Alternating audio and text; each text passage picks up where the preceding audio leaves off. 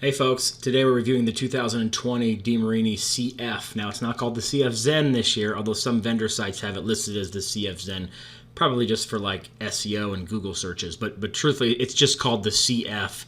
They took off the Zen for whatever reason. But it's a 2020 version. It comes in a BB core, a USSSA, and a USA. The USSSA version has a drop 10, a drop 8, and a drop 5, which have been just wildly popular. The 2019 CF, as well as the 2018 and 2017 and 2016 CF Zen, and back then it was called the CF8. They've just dominated the USSSA space, especially that drop 5, which you can actually see down here in the bottom left corner. This is just obviously a left-hander hitting that ball. And then we have the BB core in the top left. That just comes, of course, in a drop 3. That's what it does. And in the top right, you have the CF USA bat, which is just a drop 10 this year. This is some slow-mo capture video, about 4,000 to 5,000 frames a second, depending on which video you're looking at. Not a lot has changed in 2020 that came from the 2019 bat. The only thing they really changed is the end cap. They redesigned it a little bit, maybe help with some durability. The biggest complaint that's been with the CF is that people don't like its durability or lack thereof, especially in the USSSA. In BB Core USA or USA, there hasn't been a lot of complaints, but in the USSSA, especially in the drop 10, people hate that it breaks as much as it does. And let's just be honest, it does break. And there's a reason that it breaks. That's because DeMarini builds it really close to the limit in terms of exit speeds, and it's been that payoff that they've decided between, which is we're going to make a bat that's super hot, but it also breaks often. And people either love the CF or they hate it. In fact, if you just look in the comments, I'm sure of the YouTube video or of the reviews on our site at Bat Digest, you will find people hate the bat. And there's like this 8-page diatribe about how they tried to get a warranty and it didn't work for them. We would always just suggest the same thing with the CF, especially in the USSSA. If you're going to buy one, buy it new and buy it in the wrapper and buy it with a warranty.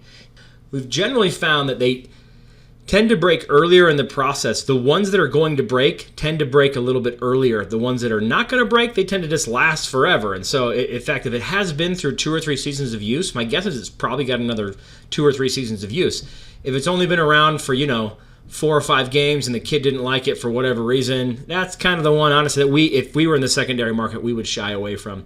But no doubt about it, if you're buying the CF, you know what it is. You're about ready to spend a lot of money on a bat. And there's a couple of videos here, as you've been sort of watching through each one of these, I'm sure, as I'm talking, that you see why people love the CF, and I'll show you why. Look in the very middle. This is the USSSA drop 10. Look at the movement in the connection piece that DeMarini refers to this as the 3-fusion connection. Look how much that bat wiggles after you hit, and that's because the ball hits on the outside of the barrel, meaning more towards the end cap. We know that, by the way. If you can see that little green sticker, we put stickers at 6 inches down from the barrel. That's the sweet spot. So we actually tried to hit the ball on the outside. This pitch is coming in. We can actually measure the speed of the pitch. This hitter right here, after making this hit, doesn't hurt their hands very much. It actually still feels pretty smooth. Notice that the bat doesn't whip through the zone. There's no bending of the bat before it hits the ball. Any sales guy telling you that doesn't know what they're talking about. Bats don't whip before they hit the ball. Now, when they hit the ball, then they bend. And really, it's that little that connection piece that makes it feel great. You can also see down here in the top left corner, this is the BB Core version of the bat. We put a purple sticker on this one. We barreled this one up pretty well. And we can actually pause this, and because we know the distance of each pixel, because before we took this video, look at the compression there. That's always fun to watch the ball just kind of smash into the bat. Pretty amazing, actually, how much. And that really is the magic, right? 6 inches is about where the sweet spot is. This ball's hit pretty darn close to the sweet spot, and we can actually measure the distance here. We choose the leading edge of the ball. Oop, got to be on the right setting. We choose the leading edge of the ball. Oh, I missed it a little bit. Leading edge of the ball right there. And then we let it play for about, I don't know, let's say that far. And then we click on the front of it, the leading edge of the ball. You'll find that the ball traveled for 25 inches, so basically 2 feet. And for the first 2 feet, the ball traveled a little over 80 miles an hour. That's fantastic news. And when we're comparing bats on our site and giving reviews, we're able to have some objective measurements. We're not just saying, hey, this bat's hot and it looks cool, right? We're able to really say, hey, this bat actually feels a certain way. And it also has this quantitative element, which is this is how fast the ball is actually flying. We can also take, because it's kind of fun, we also take how fast the bat is swinging. We like to get the bat swinging as close to the ball as possible because the bat actually does change speeds. So we just take the end cap of that bat right there and just go right before contact and take the leading edge of the end cap again right there. And that straight line was 76 miles an hour. So again, 76 miles an hour, end cap speed, 80 mile an hour ball. That's because they work together to actually explode, right? They work together to blow up a little bit. Well, we'll see the ball flying right here. See how fast the ball's going right before impact. It's also fun to take a look at. You can see that the ball is traveling 40 miles an hour. So this is pitched out of a machine that's going high 70s on the end cap, and then the ball actually flies off in the 80s. That's excitement, right? In fact, another thing to pay attention to, just more bat physics, but at least something fun to think about. The end of this cap is swinging a lot faster than where this purple mark is, and that makes sense, right? It's like a windmill. The outside is going to swing faster than the inside. But if we go to the inside, just to that purple mark where the sweet spot is, roughly speaking, you'll actually see the bat's really only going 64 miles an hour where it is actually impacted at. So 64 miles an hour here, 70-something miles an hour here, ball's coming in at 40, and we get a whopping exit speed of, boom, 80 or so miles an hour. Notice this as well. Even when we square one up, we still get a little bit of movement right here in your hands.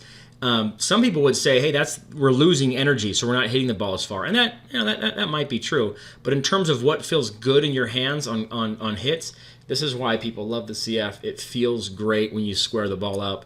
And it also flies pretty, especially in bats like the USA bat. In fact, if we get a close-up, here's a left-hander hitting with the drop 5, and this is on the outside of the barrel. You can see some pretty significant movement on this drop 5. Boom. And we could do all those kinds of measurements as well.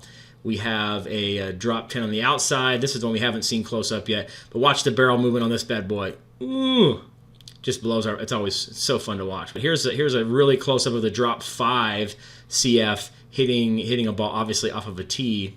It's a really long shot because I think we're at 15,000 frames a second right here. But this is a remarkable moment when the ball and the bat sort of crush together, and you see all like this little thread come off the ball, and then there's the smoke.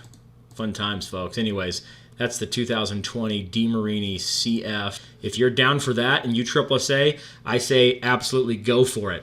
If you just want in USA and BB Core, is it the best bet out there? I don't know. We don't think so. They're good, though. I mean, the BB Core version is fantastic. Nice balanced feel, every size they got. Sure, you'll like it, I think, as much as any two-piece like a Prime, maybe like a Rawlings Quattro. You'll kind of like it with that same sort of feel. In USA bats, we still don't think that composite barrels are the way to go just yet. We like more bats like the 718 Select from Slugger, maybe even like the Solo, which is a light swing. But this one in the top right, the CF, this is what you want. You want a two-piece composite.